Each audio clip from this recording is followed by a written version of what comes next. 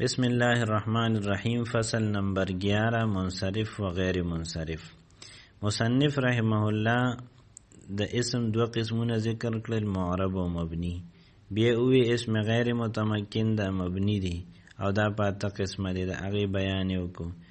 او بیا د اسم په مختلفو اعتباراتو چې کوم قسمونه جوړیدل نو د هغه بیان وکړو. اسم منصوب بیان وکړو، د اسم تصغیر بیان وکړو، دغه شانتی د معرفه او نکره او دغه شانتی د مذکر مؤنث او واحد تثنیه جمع دا بیان وکړو. اوس په دې فصل کې مصنف رحمه الله د اسم معرب دو اقسام بیانی چې یو منصرف دی بل غیر منصرف دی. اسم معرب کی دو قسمیں، منصرف غیر منصرف. منصرف وہ اسم ہے کہ جس میں اسباب مناصر میں سے کوئی سبب نہ ہو اور اس پر تینوں حرکتیں اور تنوین آتی ہو، جیسے زیدن. منصرف هغه اسم دی چې په دې کې د اسباب مناصرف نه یو سبب هم نوی راغلی او په دې باندې درې وانه حرکتونه زبر زیر پیش او تنوین دو زبر دو زیر دو پیش دا راځي. غیر منصرف وہ اسم ہے جس میں اسباب مناصرف میں سے دو سبب ہوں. غیر منصرف هغه اسم دی چې په دې کې د اسباب مناصرف نه دو سببونه یا ایک ایسا سبب ہو جو دو سببوں کے قائم مقام ہو، یا په دې کې یو سبب داسې راغلی چې هغه د دو سببونو قائم مقامی اور جس پر تنوین اور کسره نه آتا ہو او په دې باندې تنوین او کسره دا نه راځي. اسباب مناصرف 9 ہے. اسباب مناصرف 9 دی: عدل، وصف، تانیث، معرفہ، عجمہ، جمع، ترکیب، وزن فعل، الف و نون زائدتان، جن کا مجموعہ ذیل کے دو شعروں میں بیان کر دیا گیا ہے. د دې مجموعه چې ده نو هغه په دې شعرونو کې بیان شوی ده چې عدل و وصف و تانیث و معرفه و عجمة ثم جمع ثم ترکیب والنون زائدة من قبلها الف ووزن فعل وهذا القول تقریب. یو عدل دی، بل وصف دی، بل تانیث دی، بل معرفه ده، عجمه ده، بیا جمع ده، بیا ترکیب دی، او بیا الف نون زائدتان دی، او بیا وزن فعل. هر ایک کی مثال یہ ہے. دا هر یو مثال هغه داسې دی. عمرو په دې کې دو سببونه دي، عدل او معرفه. د عدل نه مطلب دلته کې چې څه دی نو هغه رستو را روان دی.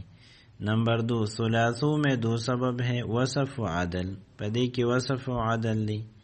طلحتو پدې کې دو سببونه دي، تانیث و معرفه. زینبو کې دو سببونه دي، معرفه و تانیث. ابراهیمو کې دو سببونه دي، عجمه و معرفه.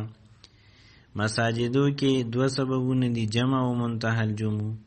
یا داسې وای چې په مساجدو کې یو سبب دی، منتهى الجموع، چې دا قائم مقام دی د دو سببونو. او بعلبکه کې دو سببونه دي، ترکیب او معرفه. او احمدو کې دو سببونه دي، وزن فعل او معرفه.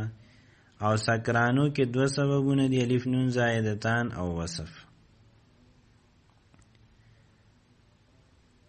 په دې وجه باندې چې دا څومره مثالونه ذکر شو د سکرانو پورې، د عمرونه تر د سکرانو پورې، نو په دې ټولو باندې کسرم ناراضی او په دې باندې تنوینم ناراضی. یعنی عمرون تنوین سره نشي ویلی، همدغه شانتی عمری کسری سره نشي ویلی اگر چې حرف جر په داخل شي یا اگر چې دا مضاف الیه راشي. نو مضاف الیه هو عام طور مجرور ویلی کیږي، لیکن غیر منصرف چې مضاف الیه واقع شي نو په دغه صورت کې به هم په دې کسره ناراضی او دې ته به د فتحې په صورت کې مجرور ویلی کی. یعنی دا به مجرور وي خو په فتحې سره، په کسرې سره نه. همدغه شانته په دې تنوینم ناراضي. سکرانو ویلی شي، سکرانون تنوین سره نشي ویلی.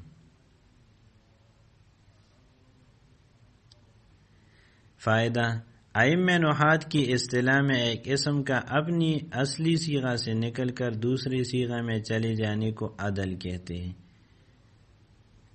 دا نحو چې کم امامان او کم ماهرین دي د هغې په اصطلاح کې یو اسم د خپل اصلي صیغې نه وځي او بلې صیغې ته لاړ شي او په دې کې څه قاعده او قانون هم استعمال نشي صرفي. د قیاس مطابق نی بلکې خلاف القیاسی، نو دیتا عدل ویل کی. عدل اوړېدل ته وي، د یو صیغې نه بلې صیغې ته ووړي، او په دې کې قاعده او قانون هم استعمال نه. یہ دو طرح کا ہوتا ہے، عدل تحقیقی، عدل تقدیری. عدل بیا په دوه قسمه دی، یو عدل تحقیقی دی، بل عدل تقدیری دی. عدل تحقیقی وہ ہے، عدل تحقیقی دا هغه دی جس کی واقعی کوئی اصل ہو، چې د دې واقعي اصل موجودی، یعنی یو صیغه د بلې صیغې نه راوړېدلې ده، لیکن چې د کمی صیغې نه دا صیغه جوړه شوې ده، نو هغه صیغه اوس هم موجود ده. جیسے ثلاثوں کی اس کے معنی ہے 3 د ثلاثوں معنی ہے 3 اس سے معلوم ہوا کہ اس کی اصل ثلاثتن ہے. دین معلوم شو چې د دې اصل چې دی نو هغه ثلاثتن و ثلاثتن دی. دویم نمبر عدل تقدیری دی.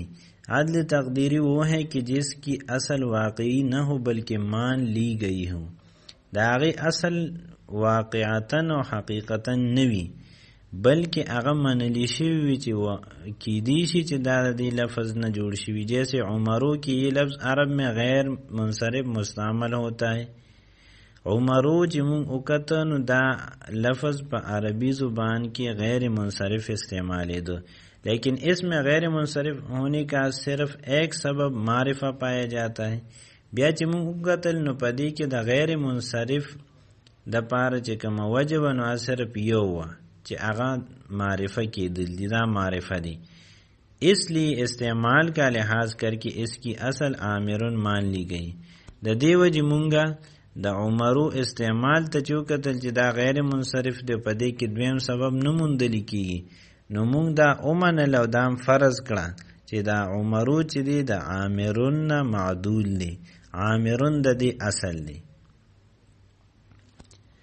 فائدہ نمبر 2، عجمہ وہ اسم ہے جو عربی کے علاوہ کسی دوسری زبان میں علم ہو. عجمہ دا آغا اسم دے چې د عربی جبه نه علاوه په یو بل جبه کې علمی اور 3 حرف سے زائد ہو، او دا 3 حروفونه زیاد هم بھی لکه ابراہیم، دا عربی جبه نه علاوه د سوریانی جبه لفظ دی، یا 3 حرفی ہو اور درمیان کا حرف متحرک ہو، یا عجمه چې دنو دا 3 حرفی وی، یعنی دا عربی زبان نه علاوه په بل جبه کې اسم وی، علم وی او 3 حرفی وی، لیکن درمیان والا حرف کې متحرکی لکه شطرو، ایک قلعہ کا نام ہے، دا یو قلعہ نوم دی، نو دا غیر منصرف استعمالی. فائدہ نمبر 3، الف و نون زائدتان اگر اسم کے آخر میں ہوں، کہ الف و نون زائدتان اسم پا آخر کے راغلی تو شرط یہ ہے کہ وہ اسم علم ہو. نو بیا پدې کې شرط دا دی چې دغه اسم با علم بھی، جیسے عثمانو و عمرانو و سلمانو. پس سعدانون غیر منصرف نہیں کیونکہ وہ علم نہیں بلکہ جنگلی گھاس کو کہتے ہیں. نو سعدانون غیر منصرف نہ دی ځکه چې هغه علم نه دی بلکې یو زنگلی گیا دا هغې ته سعدان ویلی کیږي. اور اگر الف و نون زائدتان صفت کے آخر میں ہوں، دا مخ کی خدا ذکر ہو چې کدا دا اسم په آخر کې وي، دا سه اسم چې هغه په یو ذات دلالت کوي یو اضافی خوبی نه ذکر کوي، نو هغه ته اسم وي. او کو دا سه یو لفظی چې هغه په یو ذات دلالت کوي خو د یو اضافی خوبه او صلاحیت توجه نه، نو دې ته صفت وي. نو که الف نون زائدتان د صفت په آخر کې راغلی تو شرط یہ ہے کہ اس کی مؤنث فعلانتن کے وزن پر نہ ہو. نو بیا پکې شرط دا دی چې د دې مؤنث با د فعلانتن په وزن باندې نی، نو په دې شرط باندې ودا غیر منصرفی. او کالف نون زائدتان د صفت په آخر کې راغلی او د هغې مؤنث د فعلانتن په وزنی، نو بیا به هغه منصرف حسابیږي، غیر منصرف با نوی. لکه سکرانو غیر منصرف ہے اس لیے کہ اس کی مؤنث سکرانتن نہیں آتی. سکرانو په دی وجه غیر منصرف دی چې د دې مؤنث سکرانتن ناراضی بلکہ سکرا راضی. اور ندمانن غیر منصرف نہیں ہے. ندمانن چې دی په دې کې الف نون زائدتان راغلی دی، لیکن دا غیر منصرف نه دی اس لیے کہ اس کی مؤنث ندمانتن آتی ہے، دا دی مؤنث ندمانتن اگر راضی۔ فائدہ نمبر 4، وزن فعل سے یہ مطلب ہے کہ اسم فعل کے وزن پر ہو۔ دا وزن فعل دا مطلب دی چې دا کہ اسم فعل کے وزن پر ہو، چې دا اسم با دا فعل پر وزنی، جیسے احمدو افعلو کے وزن پر ہے، احمدو چې دینو دا اسم دی اور دا افعلو فعل پر وزن دینو دیتا وزن فعل ہوئی۔ فائدہ نمبر 5، ہر ایک غیر منصرف جبکہ اس پر الف لام آئے، ہر غیر منصرف اسم چپائے الف لام راشی یا دوسرے اسم کی طرف مضاف ہو یا دا بل اسم طرف تا مضاف شی تو اس کو حالت جری میں کسرہ دیا جاتا ہے، پا حالت جری کے باغی تا کسرہ ورکولی شی، یعنی یو اسم دے پاغی الف لام راغی غیر منصرف اسم دے، یا غیر منصرف اسم دے آغا مضاف شو بلتا، نو پا دغا صورت کی کو پا دی غیر منصرف اسم باندے حرف جر داخل شو یا پہ مضاف داخل شو، یعنی یو بل اسم دیتا مضاف شو دا پا خپل بلتا مضافی، نو پا دی صورت کی با دیتا کسرہ ورکولی شی، جیسے صلیتو فی مساجدہم، نو پا دی زی کی مساجدو مضاف دے ہم ضمیر تا او فی پہ راغلی دی فی حرف جر دے دے ذکر براشی پا حروف جارہ کی، نو دا فی دا وجہ نا مساجدی باندے زیر راغی ذکر چی دا مساجدی مضاف دے ہم ضمیر تا۔ امداغ شانت ذهبتو الی المقابری پا دیزے کہ المقابری باندے زیر راغلی دی دا الا دا وجہ نا ذکر چی المقابری منتحى الجموع غیر منصرف خودی لیکن پا دی الف لام راغلی دی، تنوین پہ بیا ہم نرازی صرف کسرہ پہ رازی، ذکر پا مضافم تنوین نرازی نو مساجد ہم کی مساجد مضاف دی، اونداغ شانت الف لام چی پا کم اسم راغلی پا آغی ہم تنوین نرازی، نو المقابری کی الف لام راغلی دی۔ دا دیو جنا دا نحوی چکم عربی کتابون دیائی کی دی و جمیع الباب ینجر باللام والاضافتی، دا ټول باب د غیر منصرف چی دی نو چې کله په دی الف لام داخل شي یا کله د دی اضافت بل تو شي او دا غیر منصرف مضاف واقع شي نو په دغه صورت کې په دی باندې کسره راځي، البته تنوین په بیا هم ناراضي۔